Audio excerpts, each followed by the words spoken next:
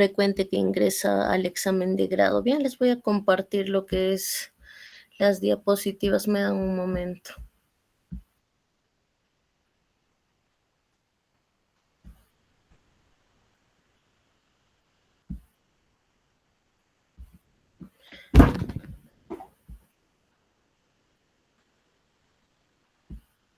Bien, comenzaremos con lo que es displasia de cadera con algunos puntos positivos. ¿Qué es la displasia de cadera?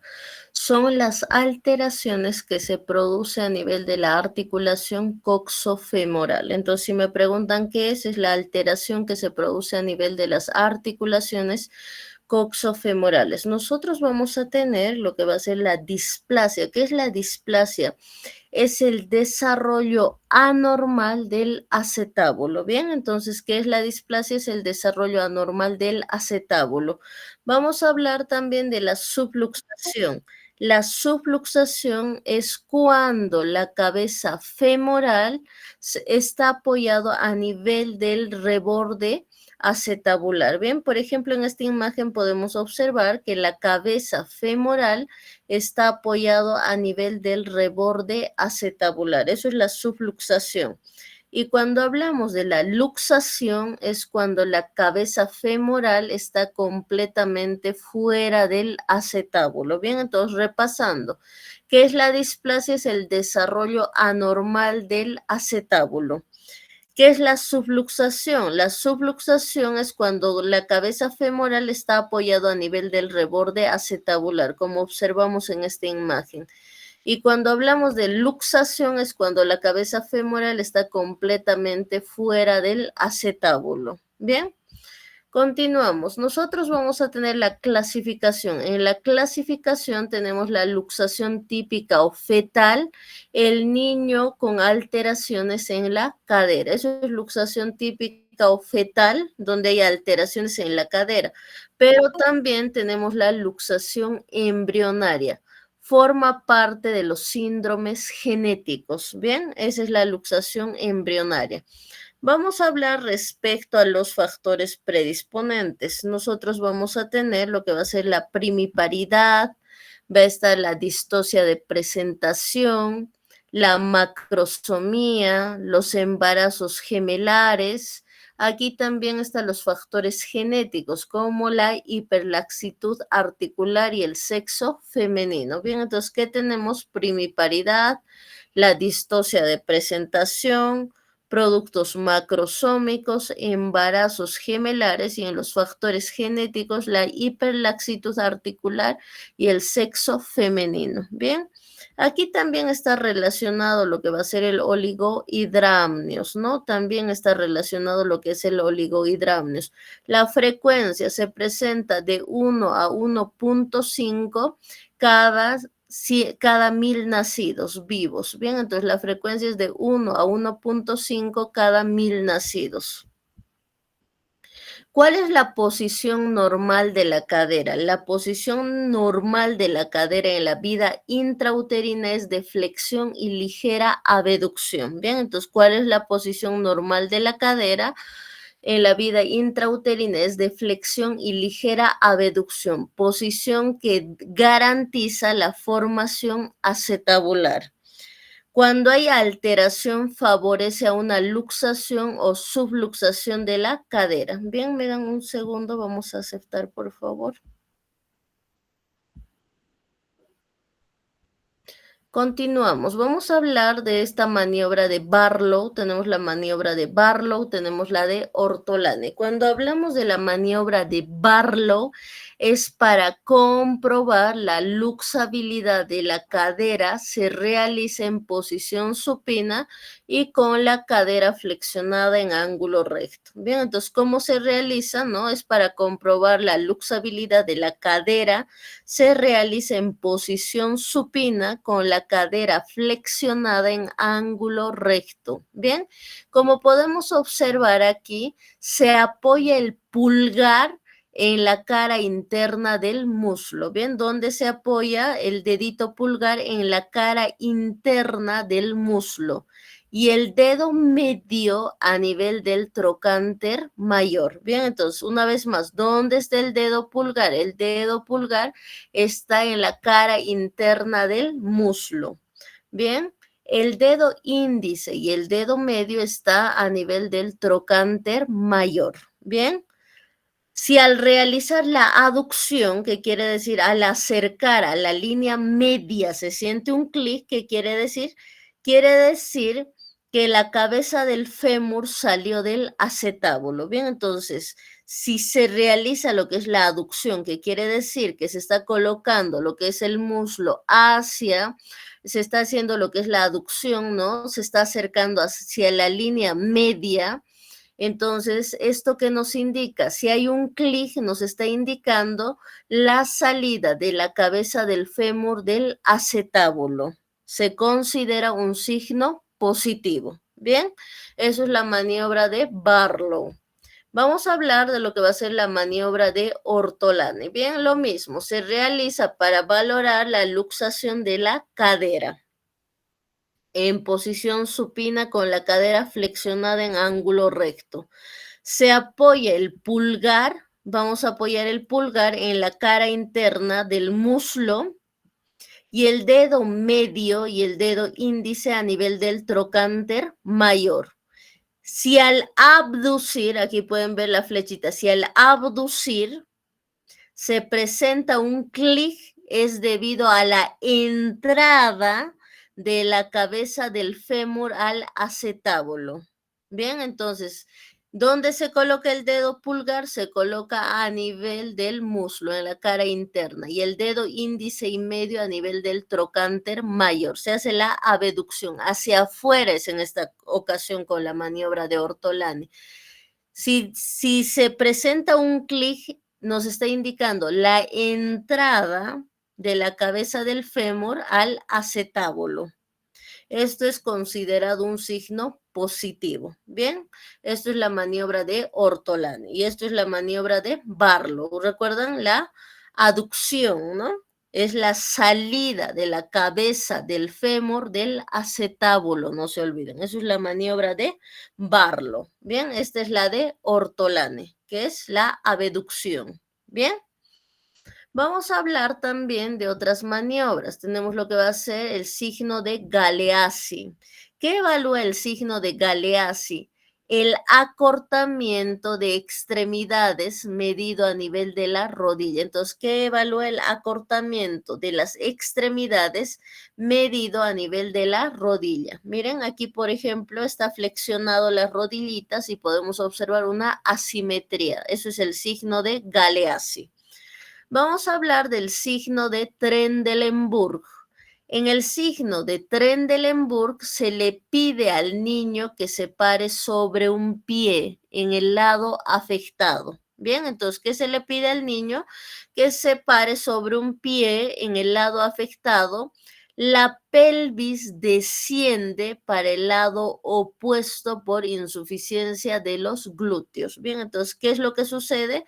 La pelvis desciende para el lado opuesto por la insuficiencia de los glúteos. Entonces, ¿qué hemos dicho en el signo de Trendelenburg? Se le pide al niño que se pare sobre un pie en el lado afectado y la pelvis desciende para el lado opuesto por insuficiencia de los glúteos. Bien, eso es el signo de Trendelenburg. Vamos a hablar de la maniobra de Clisig. ¿En qué consiste? Bien, como podemos observar, el dedo pulgar se va a colocar en el muslo derecho. Bien, entonces, ¿dónde se coloca el dedito pulgar? En el muslo derecho. El dedo índice se va a colocar a nivel de lo que va a ser de la cadera. Bien, se coloca a nivel de la cadera. Y el dedo medio se coloca a nivel del trocánter mayor. Bien, entonces el dedo índice se coloca a nivel de la cadera y el dedo medio a nivel del trocánter mayor. Cuando es normal, cuando no hay luxación de cadera, la línea que viene desde el ombligo, que es una línea imaginaria, debe descender. O se traza una línea imaginaria a nivel de lo que va a ser del dedo índice y del dedo medio, y es una línea que debe descender, ¿bien? Entonces es una línea que debe descender. Eso es lo normal, ¿bien? Entonces lo normal es que esta línea descienda a nivel del dedo índice, a nivel del dedo medio, lo normal, ¿no? Esta línea que viene desde el ombligo, lo normal es que descienda a nivel del dedo índice, a nivel del dedo medio. Pero cuando la cadera está luxada, tenemos una línea recta a nivel del dedo índice y a nivel del dedo medio. Eso es la famosa maniobra de Clisig. ¿Bien? Hablamos sobre lo que va a ser la ecografía. La ecografía se realiza antes de que aparezca el núcleo de osificación de la cabeza femoral. Bien, entonces antes de que aparezca el núcleo de osificación de la cabeza femoral se hace la ecografía de 4 a 6 meses. Vamos a hablar nosotros respecto a lo que va a ser este periodo precoz que se realiza de 0 a 4 semanas. Bien, entonces realizamos de 0 a 4 semanas, pero también se puede hacer de 4 a 6 meses, no hay ningún problema, pero no se olviden que es antes de que el núcleo de osificación de la cabeza femoral, antes de que aparezca, perdón, el núcleo de osificación de la cabeza femoral. Bien, es de 4 a 6 meses. En el periodo precoz se hace de 0 a 4 semanas. ¿Qué estudia? Estudia la relación estática del fémur y del acetábulo. Bien, entonces, ¿qué estudia? Estudia la estática del fémur y del acetábulo. Eso es lo que realiza. También evalúa la dinámica de la estabilidad articular y monitorización del desarrollo del acetábulo. Bien, esa es su función principal. Vamos a hablar nosotros de que tenemos lo que va a ser la técnica de Graf. Aplica el transductor sobre el trocánter mayor, se visualiza el ilion, el acetábulo, el labrum, la epífisis. El ángulo alfa, donde se evalúa la línea del ilion y la línea tangencial al techo óseo del acetábulo. Bien, ¿qué es lo que me interesa que aprendan de estos puntos? Los ángulos, bien, mayor a 60 es normal, menor a 60 estamos hablando de una displasia acetabular. Bien, mayor a 60 es normal, menor a 60 es una displasia acetabular. Bien.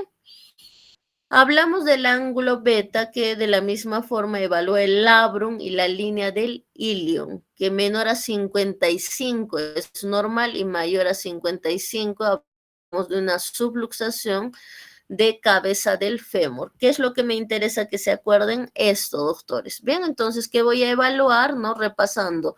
Vamos a evaluar lo que va a ser la relación de la estática del fémur con el acetábulo, dinámica de la estabilidad articular, monitorizamos el desarrollo acetabular y si es mayor a 60 es normal, menor a 60 se considera displasia acetabular. Eso es lo que tenemos que evaluar, eso es lo puntual.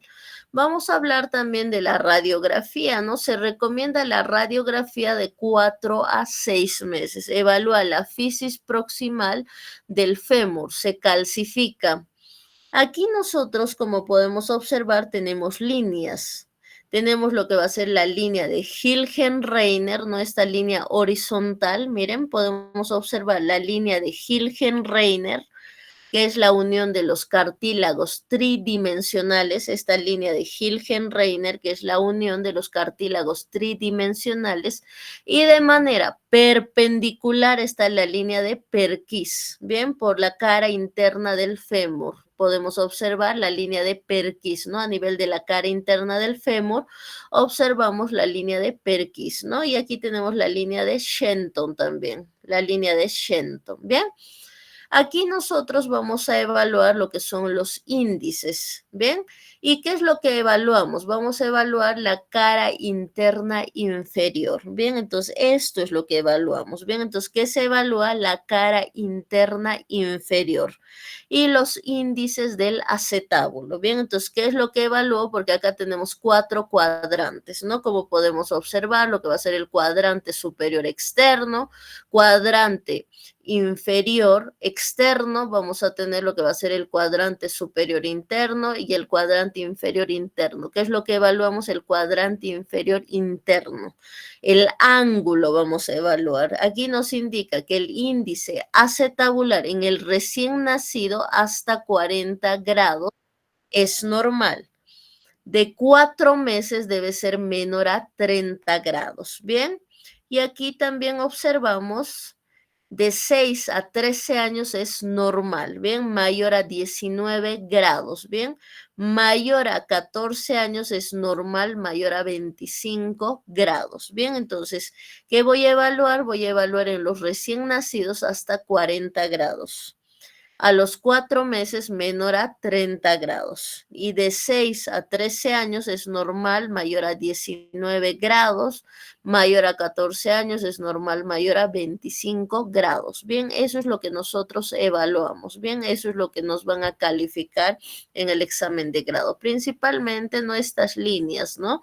Estas líneas. Estos grados no es mucho detalle, pero estos sí tienen que conocer la línea de Hilgen-Reiner, la línea de Perkis y la línea de Shenton. ¿Y qué cuadrante evalúo? Porque esto se va a dividir en 4 cuadrantes, el cuadrante inferior interno. ¿Bien? ¿Qué es lo que se realiza en estos pacientes pediátricos? Se le va a colocar lo que va a ser el arnés. En menores a 6 meses colocamos lo que va a ser el arnés. ¿Bien? El tratamiento de 6 meses a 2 años es reducción cerrada y abierta. Bien, de 6 meses a 2 años estamos hablando de la reducción abierta. Bien, entonces de 6 meses a 2 años tenemos una reducción cerrada y abierta. Se va a colocar el yeso en posición humana. Bien, el yesito debe estar en posición humana y va a tener una duración de 2 semanas y se retira el yeso. Bien. Mayores a 2 años, se realiza una reducción abierta, osteotomía femoral con acortamiento. El yeso se utiliza durante 6 a 12 semanas. Bien, en mayores a 2 años, reducción abierta, osteotomía femoral con acortamiento, y eso durante 6 a 12 semanas. ¿Cuál es una de las complicaciones? La necrosis avascular de la epífisis femoral. Bien, entonces, ¿cuál es la complicación? La necrosis avascular de la epífisis femoral. Bien, estos son los puntos que debemos conocer. Ahora algunas preguntas del examen de grado. El concepto de displasia se refiere a Inciso A, alteración morfológica y del desarrollo del acetábulo. Inciso B, contacto parcial entre la cabeza del fémur y el acetábulo. Inciso C, ausencia de contacto entre la cabeza del fémur y el acetábulo. ¿Cuál sería la respuesta, doctores? Necesito que participen, por favor.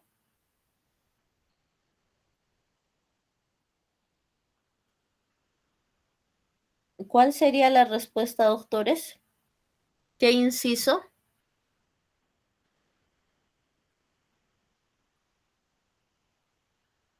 Bien, entonces no La vamos B, a Doc. realizar las preguntas, doctores. Muy bien. Entonces es contacto parcial entre la cabeza del fémur y el acetábulo. Bien, eso es muy importante. Continuamos. Vamos a hablar respecto a lo que va a ser la siguiente pregunta. La probabilidad de displasia de cadera es mayor, inciso A, mujeres, inciso B, antecedentes familiares, inciso C, oligohidramnios, inciso D, elevado peso al nacer, inciso E, todos. ¿Cuál sería, doctores? Vamos, necesito que participen, por favor. Todos, Doc. La E. Muy bien, excelente. Gracias, doctorita. Las características de la maniobra de Barlow son, inciso A, valora la inestabilidad de una cadera no luxada, inciso B, para reducir la luxación de la cadera, inciso C, cuando es positiva se siente como la cadera se desliza fuera del acetábulo. Inciso D, A y C. Inciso E, A y B. ¿Cuál sería, doctores? Hemos hablado bien, detallado la maniobra de Barlow. La D. A y C, doctora, la D. Muy bien, bien. Estamos muy bien. Entonces sería la respuesta, no nos olvidemos, la de A y C, porque valora la inestabilidad de una cadera no luxada. Y aquí, ¿qué nos indica? Nos indica cuando es positiva se siente como la cadera se desliza fuera del acetábulo. ¿Recuerdan? Esto es nuestra maniobra de Barlow, para que no nos olvidemos. Bien, entonces, esta es la maniobra de Barlow. Bien, entonces, aquí se siente, ¿no? Un clic cuando se sale lo que va a ser el fémur del acetábulo. Bien, entonces la respuesta correcta sería D, doctores. Bien, D. Sería la respuesta D. Valora la inestabilidad de una cadera no luxada y vamos a tener cuando es positiva se siente como la cadera se desliza fuera del acetábulo. Bien. Siguiente pregunta. ¿A qué edad se realiza la ecografía para diagnóstico de displasia de cadera? ¿De 4 a 6 meses? Inciso B, de 0 a 4 semanas. Inciso C, de 0 a 4 meses después del sexto mes. La C, doctora. Muy bien, bien, entonces vamos a realizar nosotros, ¿no? Cuando hablamos de la ecografía está bien, bien, doctorita, bien, tenemos ecografía precoz, ¿no? Que podemos realizar, bien, es el inciso A, de 4 a 6 meses, ¿no? Que vamos a realizar. Bien, me dan un momento, por favor. Eso es muy importante. Bien, continuamos. Descripción de la línea de Perkis. Si hemos visto la línea de Perkis. Inciso A, es una línea horizontal trazada por encima del cartílago triirradiado. Inciso B, línea vertical del borde lateral del acetábulo osificado perpendicular a la de Hilgen-Reiner. Inciso C, línea curva del cuello femoral al borde inferior de la rama superior del pubis. Inciso D, ángulo formado por la línea de Hilgen-Reiner. ¿Cuál sería la línea de Perkis, doctores? La B. La B, doc. La B, ¿no? Línea vertical del borde lateral del acetábulo osificado, perpendicular a la de Hilgen-Reiner. Muy bien. Uno de los siguientes es el mejor tratamiento para displasia de cadera en menores de 6 meses. Inciso A, el uso de arnés. Inciso B, pañales triples. Inciso C, solo observación. Inciso D, mantener envuelto al niño. Inciso E, ninguno. ¿Cuál El sería? arnés. Bien, muy bien, doctor. Bien, muy bien. La reducción abierta se realiza en la edad de, inciso A, de 0 a 6 meses, inciso B, de 0 a 4 semanas, inciso C, de 6 a 12 meses, o inciso D, mayor a 24 meses. La D, doc. Ya, muy bien, doctor. Muy bien. Mayor a 24 meses. Bien, entonces estas son preguntas de algunos exámenes que hemos podido recopilar. Bien, entonces eso es lo que tenemos que manejar, por favor. Bien, y ahí está nuestra respuesta. Bien, ahora vamos a continuar con la clase, por favor. Vamos a hablar respecto a lo que va a ser parasitosis. Les comento que han preguntado parasitosis. Justo era un niño que han derivado del Chapare, les comento, que tenía ascaris. Bien, entonces ahorita les comparto. Me dan un momentito, por favor.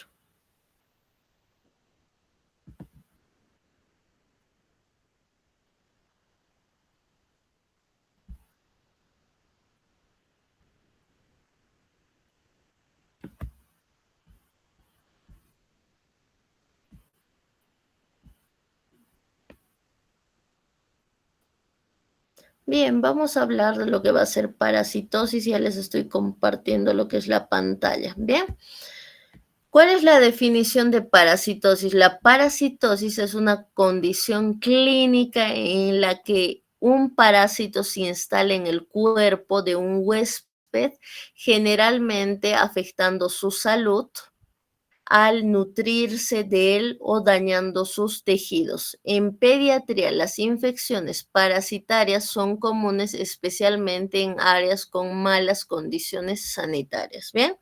Es muy largo todo este concepto, ¿verdad? Entonces, ustedes pueden indicar ¿qué es la parasitosis? Es todo ser vivo que vive parte o toda su vida a costa de otro ser vivo. Entonces, ¿qué es la parasitosis? Es todo ser vivo que vive parte o toda su vida a costa de otro ser vivo.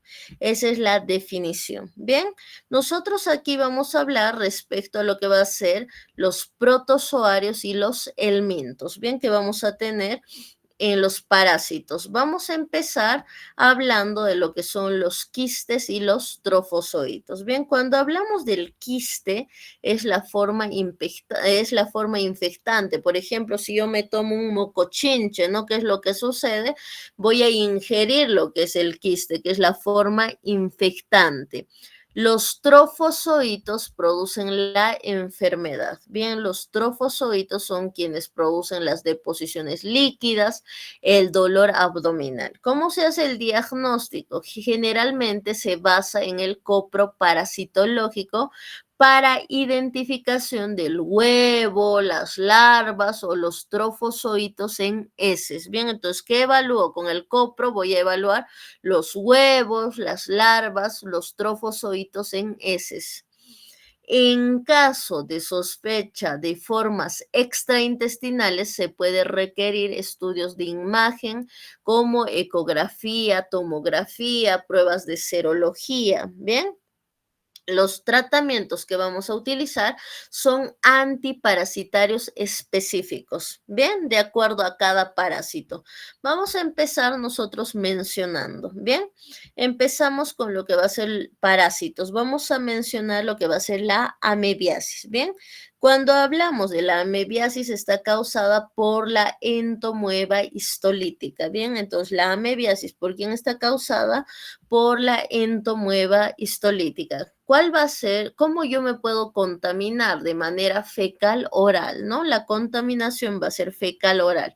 La transmisión es por agua contaminada o alimentos contaminados. Bien, entonces la transmisión es por agua contaminada, alimentos contaminados. Y tenemos también lo que es la forma intestinal que afecta el intestino grueso. Bien.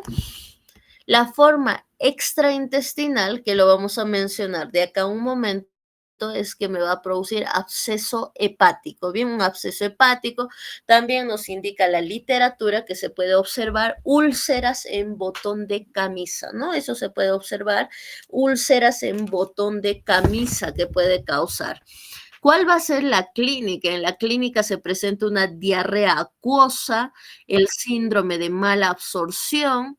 ¿Cómo llego al diagnóstico? Al diagnóstico vamos a llegar nosotros con copro parasitológico y también puedo pedir lo que va a ser una ecografía abdominal donde puedo observar este absceso hepático. Bien, y acá les voy a indicar algo puntual. El tratamiento, ¿cuál es? ¿Qué nos dice el libro? El libro nos dice metronidazol de 30 a 50. Bien, doctores, nosotros necesitamos números claves para el examen de grado. Bien, entonces, ¿qué me voy a acordar? Si ustedes quieren aprender con 50, se aprenden 50, 50, 50. Bien.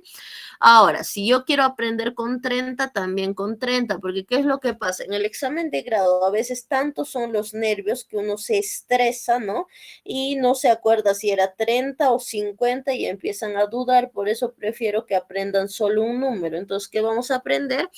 Aprendan 30 o si gustan 50, doctores, bien, como ustedes gusten. Ahora, si pueden aprender de 30 a 50 y están seguros que no se van a confundir, mucho mejor, bien. Entonces, metronidazol de 30 miligramos kilo peso día Voy a hacer un paréntesis. Si ustedes revisan el libro de Goffman de farmacología que nos indica que se debe utilizar cada 8 horas, pero nadie tolera, doctores, cada 8 horas, ni una persona adulta, porque produce náuseas, vómitos, este sabor metálico, desagradable. Entonces, mi niño, si ya estaba con deposiciones líquidas y empieza con vómitos por el metronidazol, se me va a descompensar más. Una cosa es a veces lo que es la teoría y la práctica, varía, doctores. Bien, entonces, ¿cada cuánto se da? El libro dice cada 8 y eso les aclaro, pero nuestra vida real es cada 12 porque no llegan a tolerar los niños. Bien. Vamos a hablar de la giardia. La giardia está causada por la giardia lambia. Bien, la etiología fecal oral, la transmisión por agua contaminada o alimentos contaminados. Bien, ¿qué va a afectar? Va a afectar lo que es el intestino delgado. Bien, afecta el intestino delgado. Tenemos la forma extraintestinal, no se presenta la forma extraintestinal, que va a presentar diarrea acuosa y el síndrome de mala absorción. ¿Qué quiere decir? No se absorbe adecuadamente los alimentos. Va a presentar en las características de las deposiciones la esteatorrea, grasa va a presentar en las heces. Bien, no se absorbe adecuadamente los alimentos. Entonces, la mamá te dice, ¿sabe qué, doctorita? Mi hijito tal como está comiendo estas sus deposiciones. Además, he visto grasa en sus deposiciones. Entonces, ahí te está diciendo que hay un síndrome de mala absorción, que tiene esteatorrea y algo que es característico, pero que no es para todos los pacientes, ¿no? Acá vamos a indicar, la mayoría de los parásitos, la mayoría, no estoy diciendo todos porque hay excepciones, la mayoría de los parásitos no produce lo que va a ser la fiebre, bien, la mayoría no produce lo que va a ser la fiebre, bien, la mayoría, pero hay algunos que sí producen, pero la mayoría no producen, bien. En este caso, ¿cuál es el tratamiento? Metronidazol de 30 miligramos, kilo peso día cada 12 horas. Ahora me dirán, ¿y hay otros medicamentos? Sí hay, doctores, que les voy a mencionar de acá a un momento, pero les he hecho como memo técnico para que se aprendan con un solo medicamento y ese rato puedan responder, porque tenemos otro medicamento que es el albendazol. El albendazol se utiliza de 10 miligramos, dosis única. El pamoato de Pirantel se utiliza de 10 miligramos, dosis única. Bien, entonces tenemos el pamoato de Pirantel, tenemos el albendazol que se utiliza de 10 miligramos, dosis única. Bien, eso es muy importante que recuerden. Bien, entonces si no quieren aprenderse albendazol y el pamoato de Pirantel, no hay problema, pero nos acordaremos el metronidazol. De la misma forma les estoy mencionando. Vamos a hablar de lo que es el Balantidium coli. El Balantidium coli se va a producir por contacto con cerdos. Bien, es fecal oral, pero sobre todo quienes tienen cerdos, criaderos de cerdos, que va a afectar el intestino grueso. Bien. En la clínica presenta el síndrome disentérico, donde va a presentar deposiciones con sangre, presenta tenesmo, pujo. ¿Qué tratamiento le damos? Metronidazol de 30 miligramos, kilo peso día cada 12 horas. Bien, cada 12 horas voy a administrar. ¿Por cuánto tiempo? 3 días, doctores, 3 días. Bien, cualquiera de estos tratamientos, 3 días. Vamos a hablar de la neumocistis carini. La transmisión es a través de la vía aérea. Acá vamos a corregir, por favor, es intestino grueso, ¿bien? Entonces, neumocistis carini, la transmisión es a través de la vía aérea, compromete el intestino grueso. Forma extraintestinal no tenemos en la clínica, se va a presentar la fiebre, tos, la insuficiencia respiratoria. Bien. En este caso, ¿cuál va a ser el tratamiento? El tratamiento es el cotrimoxazol. Bien, el cotrimoxazol, que ya conocen que es el sulfametoxazol más trimetoprim. Bien, entonces el cotrimoxazol, que va a ser el sulfametoxazol más trimetoprim de 70 miligramos, kilo peso día, cada 12 horas por 5 días. Bien, entonces la neumocistis carini, como la transmisión es a través de de la vía aérea que va a producir lo que va a ser la neumonía, ¿no? Una neumonitis eosinofílica. Por eso es que va a presentar fiebre, tos, insuficiencia respiratoria. Bien, tratamiento cotrimoxazol de 70 miligramos kilo peso día cada 12 horas por 5 días. Vamos a hablar nosotros, aquí hemos hablado de los protozoarios. Bien, todo esto, doctores, que son protozoarios, la amebiasis, yardiasis, Balantidium coli, Pneumocystis carini, todo esto va a ser protozoarios. Bien, todo esto que ven es protozoarios. Ahora vamos a hablar de lo que va a ser los helmintos, ¿bien? Cuando hablamos de los helmintos, empezamos con Ascaris. Ascaris, ¿por quién está causada? Por el mismo nombre, Ascaris lumbricoides. ¿Cómo va a ser la etiología fecal oral, ¿no? Fecal oral. ¿Qué afecta? Afecta lo que va a ser el intestino delgado. Y también tenemos lo que es la forma extraintestinal. En la clínica se va a presentar dolor abdominal, náuseas, vómitos, pérdida de peso, la geofagia. ¿Cómo vamos a realizar el tratamiento? Primero hacemos copro parasitológico y posteriormente el tratamiento con mebendazol. Aquí se van a acordar, por favor, de 100. Les estoy dando como memo técnico. 100 miligramos kilo peso día cada 12 horas. ¿Por cuánto tiempo? Por 3 días. Bien, por 3 días el mebendazol. Bien, entonces aquí les voy a mostrar lo que es el ciclo de los para que podamos entender algunos puntos. Bien, aquí tenemos lo que es el ciclo de los. Bien, tenemos una persona que ha ingerido agua contaminada, por ahí se ha tomado un mocochinche en la cancha, ¿no? Entonces, una vez que ingiere, ingresa, no se olviden, acá estamos hablando de helmintos. Entonces, cuando ingresa lo que es el huevo.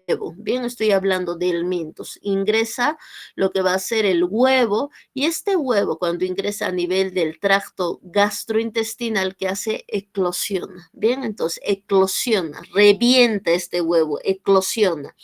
Una vez que eclosiona, se libera la larva. Bien, eclosiona, se libera la larva.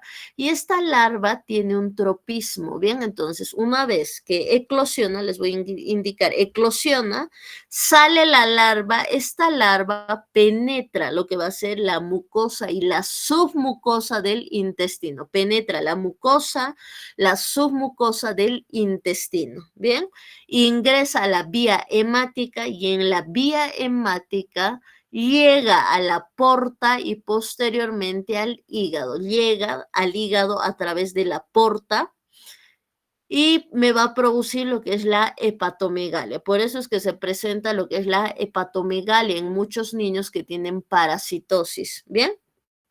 Posteriormente ingresa al corazoncito donde puede producir una pericarditis, puede causar una pericarditis. Llega a los pulmones y en los pulmones es lo que produce esta neumonía eosinofílica que les he mencionado. Ahora, de los pulmoncitos ingresa a los bronquios, a la tráquea, ingresa a los bronquios, a la tráquea, a la orofaringe. ¿Y qué hacemos todo el tiempo en la orofaringe?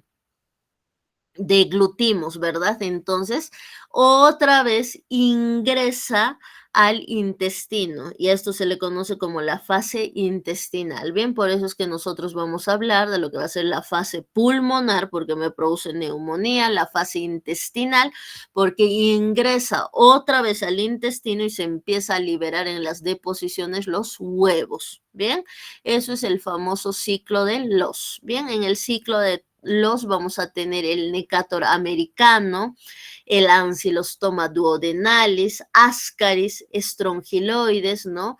Entonces el Ancylostoma, todo esto forma lo que va a ser el ciclo de los, ¿bien? Y el memotécnico es NASA, ¿no? Necator, Ascaris, estrongiloides, el Ancylostoma, entonces todo eso forma, ¿bien? Esto vamos a conocer. Ahora continuamos. Por eso es que cuando hemos hablado de los helmintos, hemos indicado que hay una forma extraintestinal, porque ¿qué me va a producir? Me va a producir una neumonitis eosinofílica, va a producir dolor abdominal, náuseas, vómitos que ya hemos mencionado. Entonces, ¿qué hacemos? Copro parasitológico, ¿bien? De esa manera iniciamos el tratamiento. Obviamente le voy a pedir también rayos X de tórax. Por eso es que muchas mamás te dicen, ¿sabe qué, doctorita? Mi niño le está saliendo gusanos por la nariz, le sale gusanos también por la boca y están en lo certero, ¿no? Ahora ya conocemos el ciclo de los. Vamos a hablar de la uncinaria.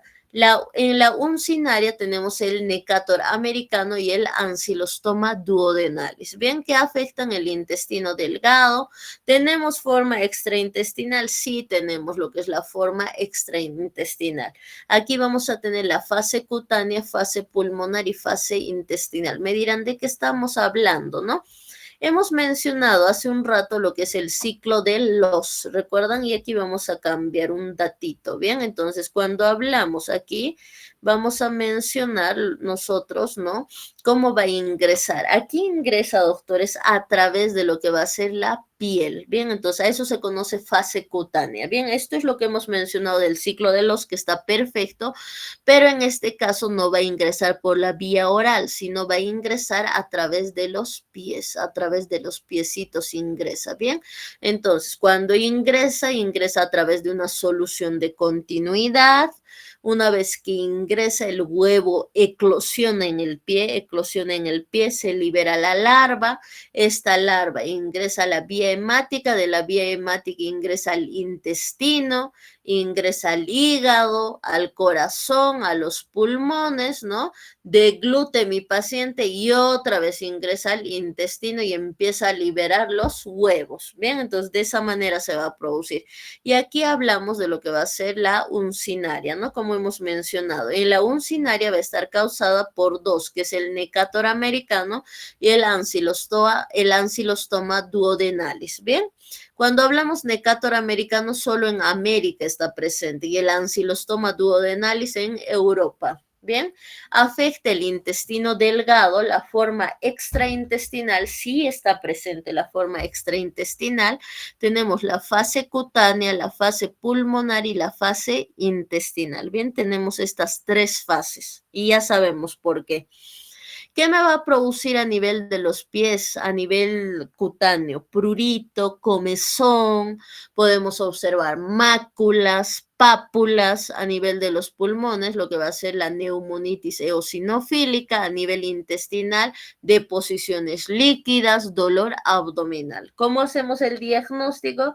Vamos a realizar con hemograma y copro parasitológico. Bien, entonces, ¿qué le pido? Hemograma y copro parasitológico. ¿Cuál es el tratamiento? Igual, mebendazol de 100 miligramos, kilo peso día cada 12 horas vía oral por 3 días. Hablamos del otro parásito, Strongyloides stercoralis. Bien, Strongyloides stercoralis. ¿Cómo es la transmisión? También va a ser a través de la piel. También, doctores, es a través de la piel, a través de los pies. Afecta el intestino delgado. También tiene una forma extraintestinal. Tenemos la fase cutánea, que ingresa a través de una solución de continuidad. Tenemos la fase pulmonar, la fase intestinal. Ya sabemos, en la fase cutánea me va a producir prurito, comezón, máculas, pápulas. Me va a producir a nivel pulmonar lo que va a ser esta neumonitis eosinofílica. A nivel intestinal, deposiciones líquidas, dolor abdominal. El tratamiento, ¿cuál es? Mebendazol de 100 miligramos, kilo peso día cada 12 horas por 3 días. Vamos a hablar de lo que va a ser, aquí nos toca lo que es esquistosoma manzoni. Bien, el esquistosoma manzoni se le conoce como un parásito de agua dulce y se le conoce también como parásito de los nadadores. Bien, entonces en las personas que les gusta ir a nadar a los ríos pueden presentar esta transmisión. ¿Qué afecta? Afecta lo que es el intestino delgado. Tenemos la forma extraintestinal, sí está presente. Ingresa a través de soluciones de continuidad, principalmente por los pies. Tenemos la fase cutánea, fase pulmonar, fase intestinal. Y aquí hay una excepción. En este caso no le voy a dar, como a todos estoy dando, lo que va a ser el mebendazol. Aquí hay una excepción y lo colocamos de amarillito. ¿Qué le voy a dar? Praziquantel. ¿De cuánto? De 25 miligramos kilo peso dosis. Bien, kilo peso dosis. El praziquantel aquí se va a administrar dosis única. Bien, praziquantel de 25 miligramos, kilo peso dosis, dosis única. Bien, vamos a hablar de lo que va a ser la enterobiasis, ¿no? A la enterobiasis se le conoce como los oxuros, ¿no? Los oxuros se les conoce, ¿no? Está causado por el Enterobius vermicularis. La transmisión es oral fecal, afecta primero el intestino delgado y después migra al intestino grueso. Bien, entonces la enterobiasis está causada por el Enterobius vermicularis. La transmisión es oral fecal, afecta el intestino delgado, posteriormente el intestino grueso. En la clínica que va a presentar lo que es el prurito anal, el prurito nasal, va a producir, no se olviden en estos casos, ¿no? ¿Qué es lo que hace la hembra? La hembra sale en las noches a colocar sus huevos a nivel de la región perianal.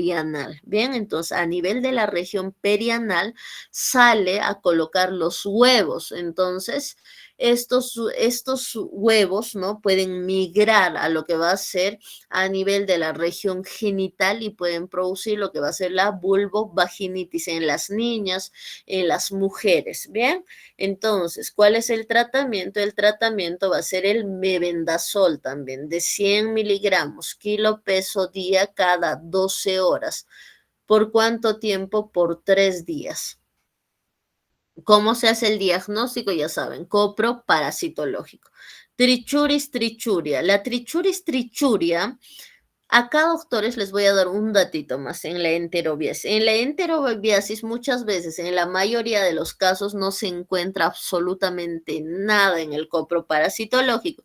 Y para eso utilizamos la cinta de Gram, que quiere decir una cinta se le coloca al niño en la noche a nivel de la región perianal. Se le pega la cinta antes de que duerma. Al día siguiente la mamá saca esta cinta, lo lleva al laboratorio y ahí se puede observar estos huevos pegados en el microscopio. Bien, eso es lo que vamos a tomar en cuenta. Cuando hablamos de trichuris trichuria, la transmisión es oral fecal, ¿no? Igual. Primero afecta el intestino delgado, posteriormente el intestino grueso. Las deposiciones son sanguinolentas, puede causar lo que es el prolapso rectal y produce anemia microcítica. Puede producir lo que va a ser estas deposiciones sanguinolentas, el prolapso rectal produce anemia microcítica. El tratamiento, el diagnóstico, ya saben, coproparasitológico, hemograma, el tratamiento va a ser el mebendazol de 100 miligramos, kilo peso día cada 12 horas. Bien. Vamos a hablar de otro parásito, ¿no? La tenia, tenemos la tenia. Cuando hablamos de tenia, vamos a tener lo que va a ser la tenia solium y la tenia saginata, ¿bien? Entonces, todo lo que está con amarillo va a ser la tenia solium. La tenia solium está causada principalmente por ingesta de carne de cerdo, ¿bien? Entonces, la tenia solium está causada principalmente por la ingesta de carne de cerdo, ¿bien? Eso es algo puntual que nosotros debemos conocer, ¿bien? Por la ingesta de carne de cerdo, ¿bien? Eso es muy importante. Ahora, cuando ingresa lo que va a ser la carne de cerdo, de inmediato va a producir lo que son deposiciones, pero tiene un tropismo. Bien, ¿cuál va a ser el tropismo? Tiene por el sistema nervioso. Bien, entonces, de inmediato afecta lo que es el sistema nervioso y a esto se le conoce como la cisticercosis, ¿no? Cuando hay un compromiso a nivel neurológico, a eso se conoce como la cisticercosis. ¿Qué va a producir? Va a producir lo que va a ser cefalea, va a producir lo que es el dolor abdominal, náuseas, vómitos, principalmente una cefalea que no mejora, ¿no? Cada vez esta cefalea exacerba hasta el punto de llevar al paciente a las convulsiones, ¿bien? Eso es lo que tenemos que recordar. Ahora, ¿cuál es el tratamiento? El tratamiento va a ser el praziquantel, ¿bien? Entonces, ¿cuál va a ser el tratamiento? El praziquantel de 50 miligramos kilo peso día. 50 miligramos kilo peso día se va a utilizar lo que va a ser el praziquantel, ¿bien? Ahora vamos a hablar respecto al diagnóstico, cómo se hace por tomografía, muchas veces resonancia magnética, coproparasitológico, donde se puede observar los proglótides, ¿no? En el coproparasitológico se puede observar los proglótides, se puede observar, ¿bien? Ahora, ¿cada cuánto va a ser el praziquantel? Es cada 8 horas por 15 días. El praziquantel de 50 miligramos kilo peso día va a ser cada 8 horas por 15 días. Bien, hablamos de lo que va a ser la tenia saginata. Cuando hablamos de la tenia saginata, la contaminación se produce por carne de oveja, ¿no? Carne de llama, que van a presentar también lo que es la triquina, que se le conoce, que afecta el intestino delgado, produce náuseas, vómitos. ¿Y cuál va a ser el tratamiento? El tratamiento aquí también es el praziquantel, pero les he puesto como un memotécnico, ¿bien? Aquí si se dan cuenta, doctores, el praziquantel ¿de cuánto es? De 25. En cambio, cuando hemos hablado de tenia solium, ¿de cuánto era? De 50, ¿verdad? Ahora, acá ¿cuánto es? De 25 miligramos kilo peso día, dosis única, ¿bien? Eso es lo que tienen que conocer, ¿no? Ahí le pueden tomar lo que es una captura, doctores, para que puedan estudiar, ¿no? Denme un segundo, lo voy a acomodar. Bien, ahí le pueden tomar una captura, doctores. Bien, entonces ahí le tomamos una capturita.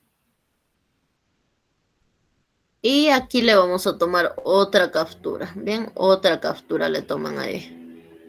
Bien, entonces eso es lo que tienen que saber respecto a lo que va a ser los parásitos, ¿no? Que es pregunta de examen de grado, sí, sobre todo niños que llegan del trópico tienen parasitosis, les comento. Bien, una vez que hemos mencionado estos puntos, doctores, vamos a hablar de crecimiento y desarrollo, que está siendo bastante preguntado también. Bien, me dan un momentito.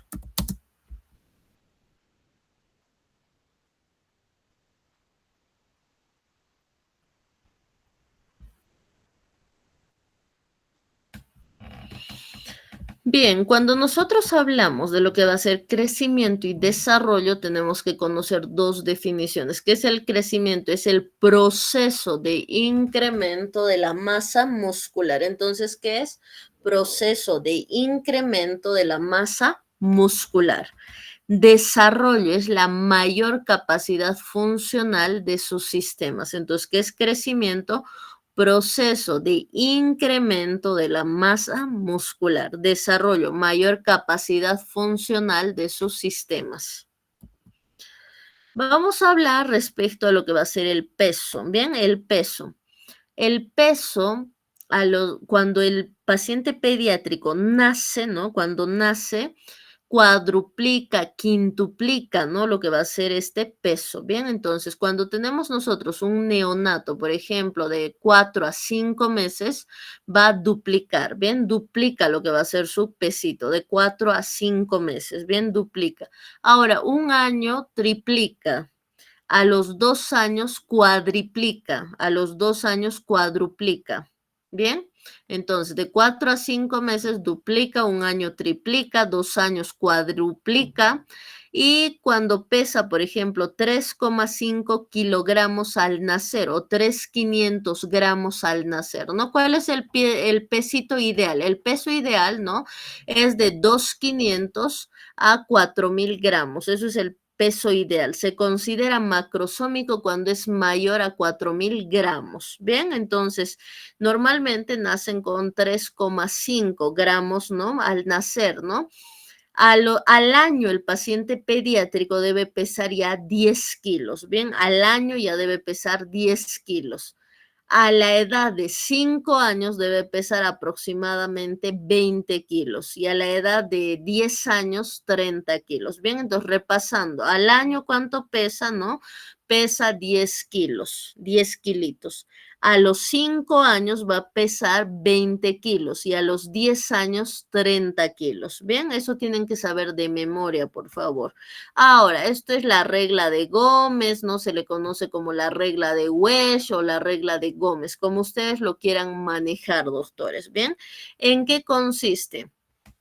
Consiste en estas fórmulas. De 3 a 11 meses se multiplica edad por 0.5 más 4. Esto es en el sexo femenino, ¿bien? Lo vamos a poner de amarillito, ¿bien? Entonces, si mi pacientita es mujer, en la fórmula de 3 a 11 meses es edad por 0.5 más 4. Ahora, si es hombrecito, mi paciente pediátrico, en ese caso va a ser edad por 0.5 más 4.5. Ahí que tengo que hacer lo único. Doctorita, perdón que la corte. Ujú. Se está viendo solo el ciclo del oso. Ah, ya, perdón. Muchas gracias. Te agradezco, doctor. Vas a disculpar. Bien. Vamos a volver a repetir. Me da un segundo, por favor.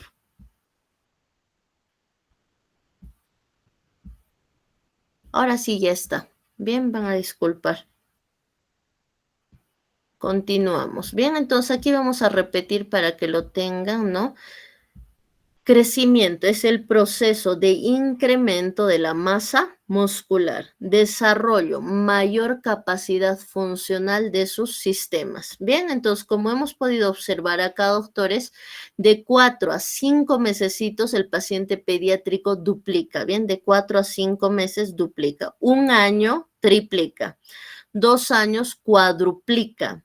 3,5 kilogramos al nacer. Hemos indicado que un niño al nacer aproximadamente va a pesar de 2,500 gramos a 4,000 gramos. Bien. Al año, un paciente pediátrico debe pesar 10 kilos. A los 5 años, 20 kilos. Y a los 10 años, 30 kilos. Y esto es la regla de Wesch que ustedes tienen que reemplazar. Bien, entonces de 3 a 11 meses la fórmula es edad por 0.5 más 4. Eso es para las niñas. Y ahora vamos a hablar para los niños. Lo vamos a colocar acá con verde. Si mi paciente pediátrico es niño, le voy a añadir más 4.5. Bien, va a ser más este punto 5. Bien, entonces si es niña de 3 a 11 meses, edad por 0.5 más 4. Ahora si es niño, lo mismo, edad por 0.5 más 4.5. Bien, hablamos de 1 a 5 años. De 1 a 5 años, si mi paciente es niña, si mi paciente es niña, es edad por 2 más 8. Bien, entonces vamos a hablar de lo que va a ser edad por 2 más 8. Ahora, si es hombre, es lo mismo, es edad por 2 más 8.5. Bien, ese punto 5 se le aumenta si es hombre, bien, si es del sexo masculino, de 1 a 5 años. Ahora hablamos de 6 a 12 años. De 6 a 12 años hablamos de edad por 3 más 3, si es niña. Si es niña es edad por 3 más 3, más el punto 5 si es niño. Bien, si es niño. Entonces, esto tienen que saber de memoria para calcular, por favor. Bien, entonces esto tenemos que conocer de memoria porque se le conoce como la regla de Wesch, la regla de Gómez, que es pregunta de examen de grado. Bien, vamos a hablar de la talla. La talla. Al nacer, nacen con 50 centímetros. Bien, cuando nacen aproximadamente con de 48 a 50 centímetros. Al año debe aumentar de 24 a 25 centímetros. Bien, al año debe aumentar de 24 a 25 centímetros. Entonces, si nació con 50, le sumo más 25, al año debe medir 75 centímetros. A los 2 años, aumenta más 12 centímetros. Entonces, como aumenta más 12 centímetros, debería medir 87 centímetros, ¿no? 87 centímetros. A los 3 años aumenta de 5 a 7 centímetros. Entonces a este 87 yo le voy a aumentar más 7, que sería igual a 94 centímetros. Bien, esto también tenemos que conocer de la talla. Entonces al año aproximadamente, ¿cuánto mide? 75 centímetros.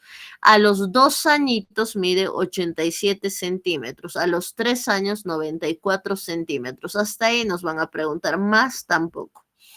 Cuando hablamos de los hitos del desarrollo, cuando ustedes vayan a realizar lo que es su historia clínica, por favor deben colocar los hitos del desarrollo. Ahora me dirán, pero mi niño tiene 2 años, igual, ¿hasta qué edad se coloca? Hasta los 5 años, doctores. Y el PAI, ¿hasta qué edad se coloca en la historia clínica?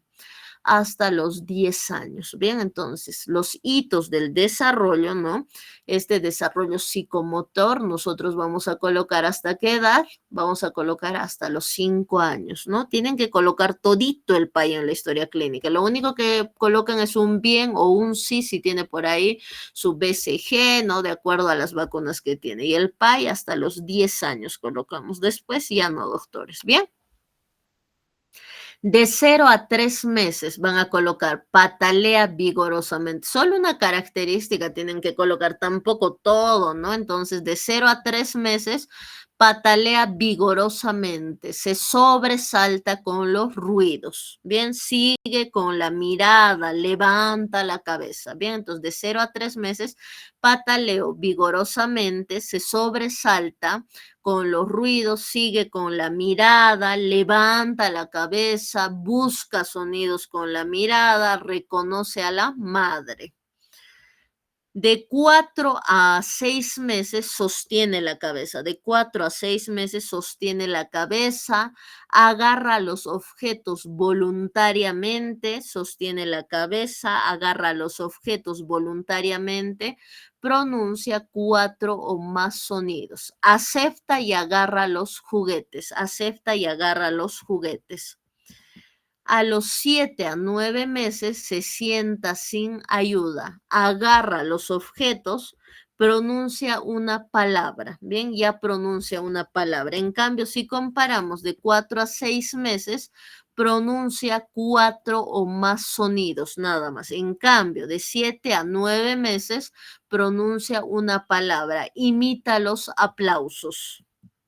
De 10 a 12 meses gatea, busca objetos, niega con la cabeza, toma la taza, agarra su cuchara, ¿no? A los 10 a 12 meses ya toma la taza, agarra su cuchara. De 13 a 18 meses camina solo, pasa la hoja de un libro, combina 2 palabras, señala 2 partes de su cuerpo. Bien, entonces como pueden observar, aquí el niño ya camina solo, algunos con apoyo o con ayuda, porque de niño a niño varía un poquito, ¿no? Combina 2 palabras, señala 2 partes de su cuerpo. De 19 a 24 meses patea la pelota, hace garabatos, nombra 5 objetos y controla su orina, ¿no? Ya controla lo que va a ser el esfínter, ¿bien? Entonces, eso es lo que nosotros debemos conocer respecto a lo que va a ser el desarrollo psicomotor. Eso es súper relevante, doctores, ¿bien? Ahora vamos a hablar lo que es desnutrición y crecimiento y con eso ya estaríamos casi con el temario, ¿no? Bien, me dan un momentito, les voy a compartir.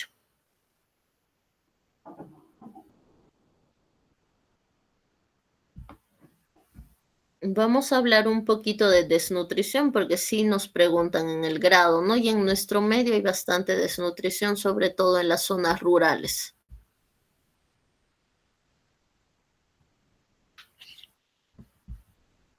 Bien, aquí por ejemplo, no vamos a empezar con un pequeño caso clínico. Motivo de consulta, pérdida de peso y falta de apetito durante los últimos 3 meses. Bien, ¿cuál es nuestra historia clínica? Juan es un niño de 1 año que acude a consulta acompañado de su madre, quien refiere que su hijo ha presentado pérdida de peso progresiva, falta de apetito, cansancio desde aproximadamente 3 meses, La madre menciona que a pesar de que el niño come regularmente, la cantidad es muy reducida y ha mostrado un interés mínimo en los alimentos. Además, ha experimentado diarrea ocasional y tiene un estado general de debilidad. La madre también señala que el niño parece más irritable y ha perdido el interés en las actividades que solía disfrutar. Pérdida de peso superior al 30% del peso ideal para la edad, desnutrición generalizada con adelgazamiento muscular y pérdida de la grasa subcutánea, signo del rosario y piel seca. Bien, entonces, por ejemplo, en este caso, doctores, ¿no? Estaríamos hablando de lo que va a ser una desnutrición marasmática. Bien, vamos a empezar entonces. ¿Qué es la desnutrición? Es una condición patológica causada por el desequilibrio entre el aporte y el requerimiento de nutrientes. Entonces, es un desequilibrio entre el aporte y el requerimiento de los nutrientes. Tenemos lo que es la diarrea aguda y la diarrea crónica. En la diarrea aguda nosotros vamos a hablar, perdón, en la desnutrición aguda, perdón, vamos a hablar de lo que va a ser una disminución no solo del peso, sino también aquí presenta, ¿no? Aparte de lo que es la disminución del peso, tiene rechazo a los alimentos, tiene una disminución respecto a las cantidades que anteriormente consumía el paciente pediátrico, ¿bien? Pero la talla está normal, ¿bien? Cuando nosotros hablamos respecto a lo que es la desnutrición aguda, ¿bien? En la desnutrición crónica, el peso está disminuido y también la talla está disminuido, ¿bien? Entonces, acá el peso está disminuido y la talla está disminuido, ¿bien? Eso es crónico. La etiología primaria en nuestro medio es por falta de aporte de alimentos, de nutrientes, es la pobreza. Por ejemplo, hay mamás que tienen 7, 8 hijos y solo consumen alimentos una vez al día o consumen lo que es té y pancito, nada más, ¿bien? Hablamos de lo que va a ser la etiología secundaria. Aquí tenemos la patología de base. Aquí está, ¿qué quiere decir? Que el paciente tiene una enfermedad. Por ejemplo, hemos mencionado que mi niño esté con Giardia lamblia, que esté con una enteroparasitosis. ¿Qué me va a producir? Me va a producir lo que va a ser una desnutrición secundaria, no nos olvidemos, ¿bien? O que mi niño esté con ITU, que esté con cardiopatías, que presente Helicobacter pylori o que tenga el síndrome de mala absorción. Por ejemplo, que tenga la enfermedad de Crohn, que tenga hipertiroidismo, hipotiroidismo, ¿no? Entonces, todo esto que me va a causar en mi niño, me va a causar lo que es el síndrome de mala absorción, me va a causar un mayor requerimiento basal. Bien, entonces, en este caso, ¿qué es lo que me va a causar? El niño tiene un mayor requerimiento energético, ¿bien?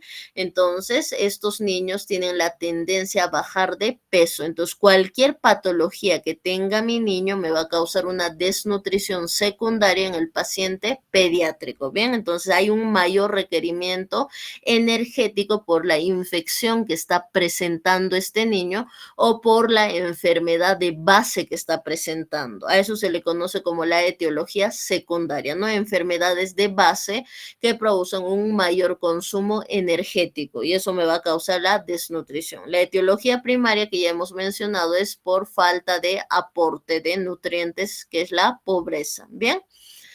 La clasificación de la desnutrición, tenemos lo que va a ser el marasmo, que es una desnutrición calórico-proteico, ¿bien?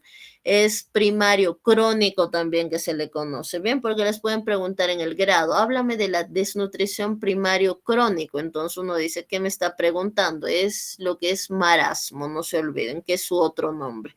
Hablamos del secundario, que va a ser el kwashiorkor. Se le conoce como secundario agudo, así se le conoce. Háblame de la desnutrición secundario agudo, me pueden preguntar en el grado, y me está hablando del kwashiorkor, ¿no? Se caracteriza por una desnutrición proteico-calórico, ¿bien? El grado de desnutrición marasmática tenemos leve, moderado, y vamos a tener lo que va a ser también el severo, ¿bien? Hablamos de leve. Cuando hablamos de lo que va a ser leve, se presenta de un 10 a un 24%. Bien, se presenta de un 10 a un 24%. El manejo es ambulatorio.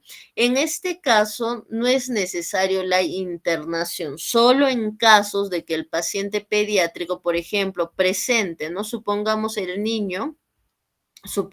que en este caso, ¿no? Si el niño tiene, por ejemplo, una infección respiratoria, si el niño está con una gastroenteritis, en ese caso nosotros vamos a internarlo al niño. Si no, no se le interna al niño, no lo internamos al niño. ¿Bien?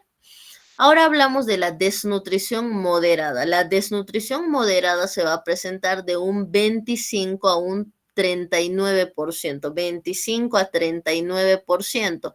En este caso, ¿qué se hace? Se observa al paciente pediátrico. Bien, tiene una observación, un manejo ambulatorio. Bien, se observa al paciente pediátrico. En caso de que tenga infecciones, se le va a tratar. Bien.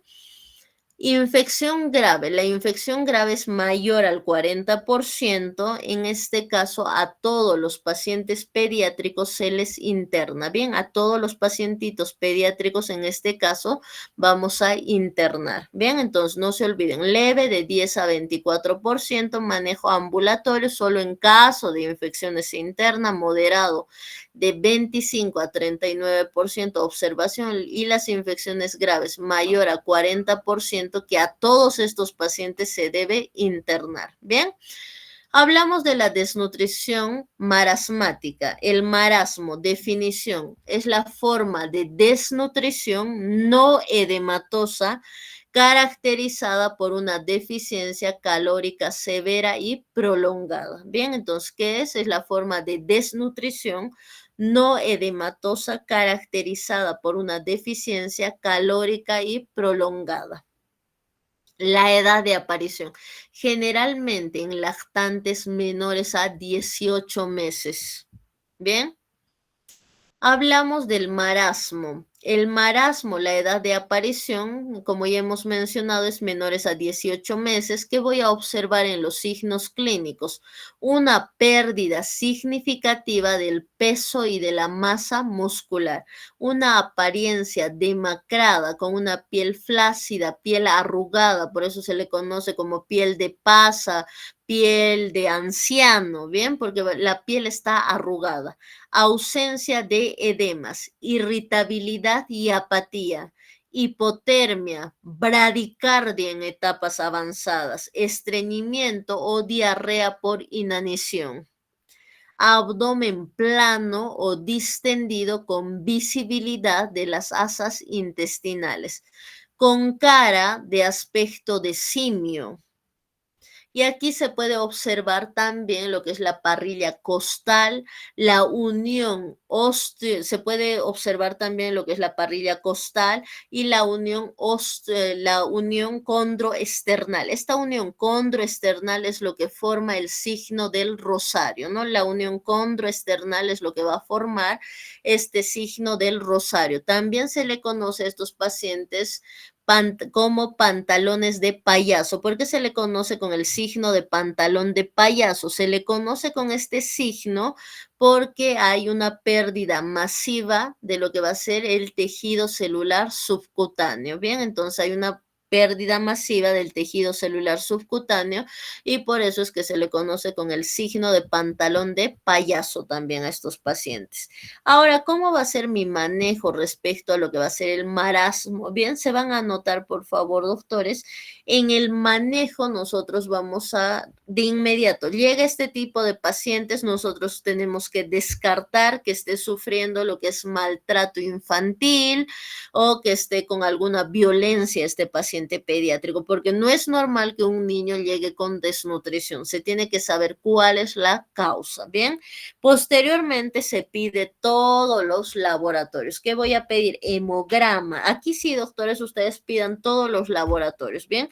Hemograma, coproparasitológico, moco fecal, coprocultivo. Vamos a pedir urea, creatinina, voy a pedir perfil renal, vamos a pedir perfil hepático, GOZ, GPT, bilirrubinas. En bilirrubinas ya saben, indirecta, directa, total.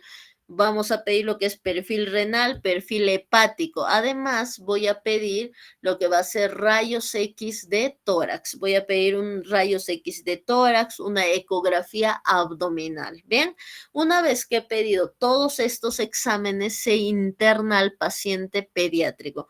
Cuando internamos, se va a utilizar lo que va a ser una sonda nasogástrica, doctores. En la internación que voy a utilizar lo que es una sonda nasogástrica, ¿bien?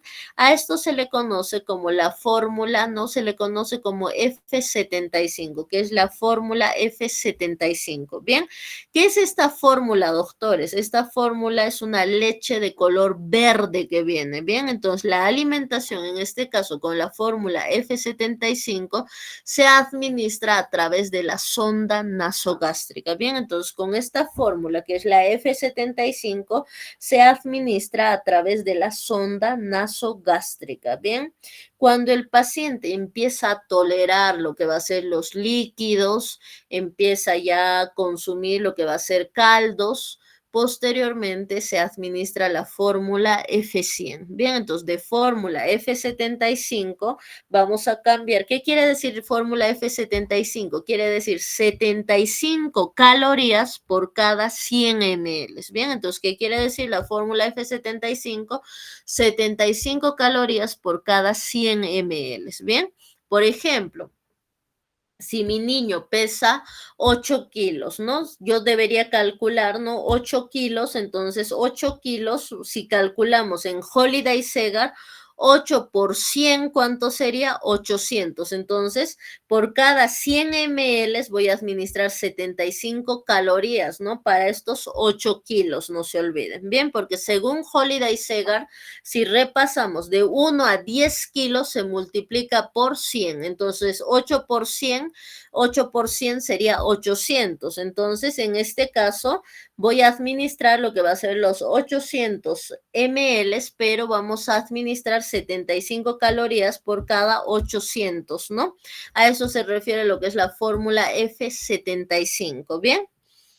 Una vez que ya tolera, se cambia a la fórmula F100, que quiere decir 100 calorías por cada 100 ml también, por cada 100 ml. ¿Y cómo yo sé cuántos ml voy a administrar? Por el peso de mi paciente. Si en este caso pesa 10 kilos, entonces me corresponde 1000, entonces voy a administrar 100 kilocalorías por cada 100 ml para 10 kilos. Bien, entonces de esa manera manejamos lo que es la fórmula F75 primero.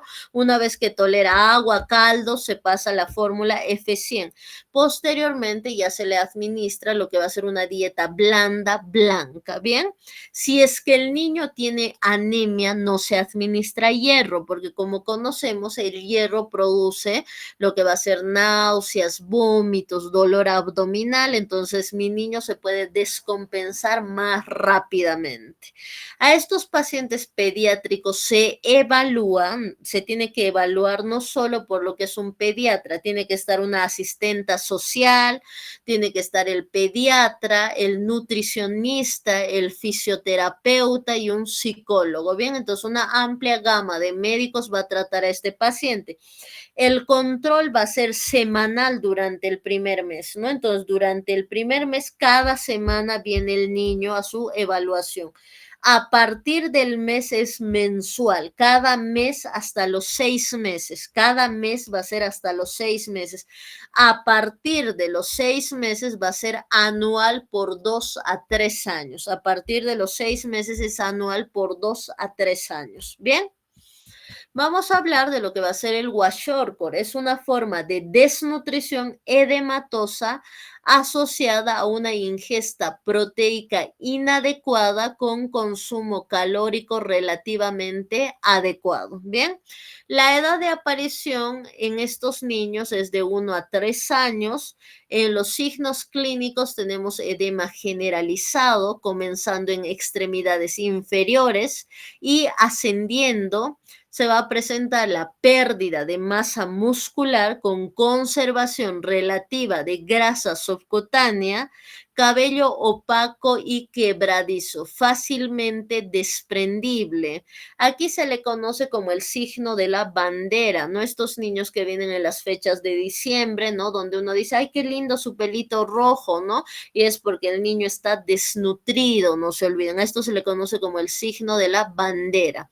Va a presentar cambios cutáneos como hiperpigmentación, la descamación, la dermatitis en pintura descamada y lesiones en áreas de presión. Entonces tiene cambios como la hiperpigmentación, la descamación, eso es lo que se va a presentar en estos niños.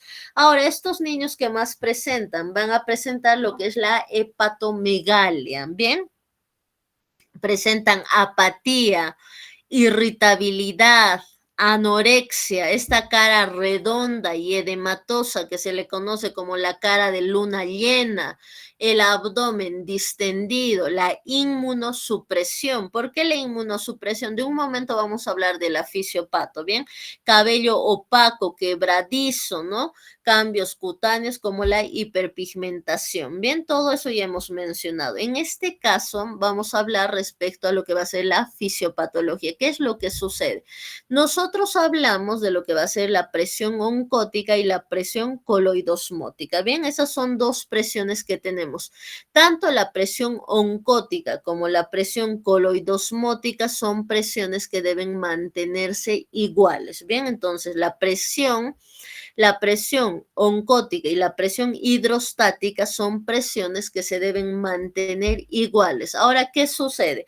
Por ejemplo, cuando este niño no tiene una ingesta adecuada de proteínas, las proteínas están disminuidas. Y esta disminución de proteínas va a producir lo que es la presión oncótica disminuida. Bien, la presión oncótica o como lo quieran llamar, presión coloidosmótica está disminuida.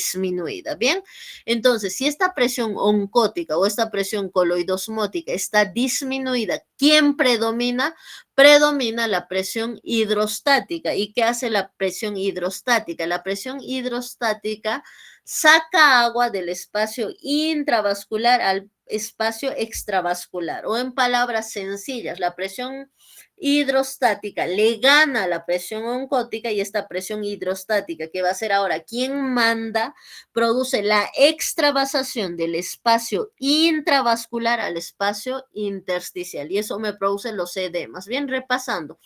Nosotros dentro de lo que va a ser el espacio intravascular vamos a tener dentro de nuestros vasitos presión oncótica y presión hidrostática. Tanto la presión oncótica o coloidosmótica, como lo quieran llamar, y la presión hidrostática dentro de los vasos son iguales. Pero ¿qué sucede cuando hay una disminución, una carencia de proteínas?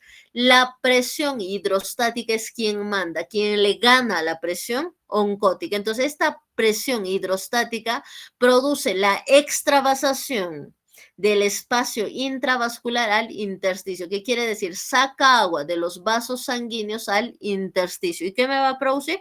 Me produce lo que va a ser edema, ¿no? El niño está edematizado, va a presentar la cara de luna llena, presenta esta ascitis, este abdomen prominente, presenta edema a nivel de los tobillos. Y otro punto importante, no se olviden que las proteínas forman los anticuerpos. Entonces, este niño va a presentar infecciones más frecuentes porque está con una inmunosupresión. Bien. Otro punto importante, ¿por qué se va a producir lo que va a ser la hepatomegalia? Bien, no se olviden que el hígado sintetiza una de las proteínas más grandes del cuerpo, que es la albúmina, ¿no? Entonces, ¿qué sucede? Como el hígado tiene una carencia de proteínas, no puede sintetizar, el pobre hígado de alguna manera quiere ayudar a esta carencia de proteínas. Empieza a sintetizar lipoproteínas, pero ¿qué son las lipoproteínas? Son grasas, doctores, bien, son grasas. Entonces empieza a sintetizar LDL, VLDL, que son grasas malas. Entonces, ¿qué sintetiza? LDL, VLDL, que son grasas malas. Eso es lo que empieza a sintetizar. Bien, por eso es que va a producir lo que va a ser una infiltración grasa. Bien, entonces uno dice, ¿y qué es infiltración grasa, no? Entonces, como mecanismo de compensación, quiere ayudar el hígadito que que se produce la hepatomegalia, pero en lugar de sintetizar proteínas, sintetiza grasa, ¿bien? Eso es un poco respecto a la fisiopatología. Bien, acá tenemos los detalles, ¿no? Vamos a repasar, ¿bien? Vamos a empezar repasando lo que va a ser el marasmo, bien, que les he indicado. Entonces, como les he mencionado, acá está la fórmula internación, fórmula F75, bien, como ya les he indicado, es una fórmula licuada por sonda nasogástrica, 75 calorías por cada 100 ml de líquido preparado, ¿bien? Una vez que tolera, hemos dicho que voy a administrar lo que es la F100, fórmula F100, ¿bien? No vomita, no presenta deposiciones. Laboratorios, ya saben, todos los laboratorios. Como está en un centro hospitalario, está en un nosocomio, ¿qué le voy a dar a estos niños? ¿No? Le vamos a dar antibiótico, pero es antibiótico de profilaxis. Bien, entonces en este caso, ¿no? Es profiláctico, se le da cotrimoxazol vía oral de 40 miligramos cada 12 horas. Bien, cotrimoxazol de 40 miligramos cada 12 horas por 5 días. Cambios de posición cada 3 horas, esto es para prevenir las úlceras, ¿no? Son niños que están hipotérmicos, entonces se les abriga, se realiza lo que es la protección ocular de los ojitos, porque van a presentar ojos secos, se le coloca lo que va a ser un ungüento oftálmico para evitar lo que son las úlceras corneales. Bien, en este caso podemos utilizar lo que va a ser la solución dextrosa al 5% más la fórmula F75, ¿bien? Que nos daría 85 calorías, ¿no? Para poder administrar mayor cantidad de calorías a este paciente pediátrico, ¿no? Porque tenemos que preparar en algún tipo de solución lo que se le va a administrar a través de la sonda nasogástrica. Entonces, la solución dextrosa me aporta 5 calorías, ¿no? Entonces, al 5% le vamos a dar. Entonces, aproximadamente 10 calorías, 5 calorías que nos va a aportar, que sería igual a 85 calorías. También se le administra a estos niños lo que va a ser la vitamina A. La vitamina A, mañana vamos a hablar micronutrientes de 100.000 unidades internacionales cuando es menor a un año. 100.000 unidades internacionales cuando es menor a un añito. Mayor a un año, 200.000 unidades internacionales. Ojo, la vitamina A es dosis única. Y el zinc nosotros vamos a administrar de 10 o 20 miligramos. Administramos menores a un año de 10 miligramos y mayores a un año de 20 miligramos. Bien, se administra en jarabe. ¿A qué me ayuda? A la regeneración intestinal, estimula lo que es el sistema inmunológico, fortalece las vellosidades y aumenta la superficie de absorción. Bien, entonces, en eso consiste lo que va a ser el tratamiento para marasmo. Bien, ahora vamos a hablar del Kwashiorkor. En el Kwashiorkor, ¿qué le vamos a pedir? En este caso, nosotros vamos a pedir de la misma forma los laboratorios. Bien, todos los laboratorios que hemos mencionado anteriormente vamos a pedir, absolutamente todos los laboratorios. Pero le voy a añadir, ¿no? Ya sabemos, hemograma, perfil renal, perfil hepático, vamos a pedir lo que es rayos X de tórax, ecografía abdominal. Pero a todos estos estudios le vamos a añadir un detallito. Voy a pedir lo que son las proteínas, ¿bien? Voy a pedir proteínas totales y las proteínas de complemento. ¿Cuáles son mis proteínas de complemento? Las C3 y las C4, ¿bien? Y aquí tenemos proteínas totales, ¿no? Como están observando, y las proteínas de complemento. Ahora, si la C3 y la C4 está disminuida, yo no voy a pensar en que es un Kwashiorkor. Estamos hablando de un síndrome nefrítico, nefrótico. Bien, entonces si la C3 y C4 está disminuido, pienso en síndrome nefrítico, nefrótico. Ahora, si las proteínas totales están disminuidas, yo pienso en lo que va a ser Kwashiorkor. Bien, Kwashiorkor vamos a pensar. Una vez que ya tenemos todos estos resultados, como es un paciente pediátrico, ¿no? Lo internamos, es un paciente pediátrico que está edematizado, que tiene carencia de proteínas, lo primero que voy a corregir es la albúmina. Se le va a administrar lo que va a ser la albúmina, 1 miligramo kilo peso día. Bien, albúmina se le administra porque el higadito no está produciendo, tiene carencia, entonces albúmina de 1 miligramo kilo peso día voy a administrar. Ahora, si pese a que he corregido ya la albúmina, mi niño sigue edematizado, entonces voy a ayudarle con un diurético, que es la furosemida de 1 miligramo kilo peso día. Bien, 1 miligramo kilo peso día le vamos a administrar. Bien, entonces de esta manera nosotros ayudamos a estos pacientes pediátricos a que mejoren, pero primero siempre se corrige lo que es la albúmina. Posteriormente, recién utilizo la furosemida. Bien, ya sabemos cómo voy a manejar en estos pacientes las soluciones. La solución fisiológica en este paciente pediátrico, por ejemplo, va a ser según Holiday Segar, ¿no? Si pesa 10 kilos, multiplico 10 por 100, que va a ser igual a 1000 cc de solución fisiológica. Bien, ahora, este niño va a estar evaluado por lo que va a ser nutricionista, ¿no? Por el psicólogo, por el pediatra, por el fisioterapeuta, el psicólogo, ¿no? El control es cada semana, va a ser en estos niños cada semana, luego cada 15 días, luego cada mes. Bien, entonces en estos pacientitos, ¿cómo es el control? Cada semana, ¿no? Por un mes, luego cada 15 días, por un mes también, luego cada mes hasta los 6 meses y a partir de los 6 meses anual, ¿no? Va a ser cada año. Bien, entonces de esa manera hacemos el manejo de estos pacientes pediátricos. Bien, doctores, eso sería toda la clase del día de hoy. El día de mañana nos vemos. Bien, no sé si tenemos dudas, preguntas, todo está claro, doctores. Bien, eso sería todo. Gracias por su atención.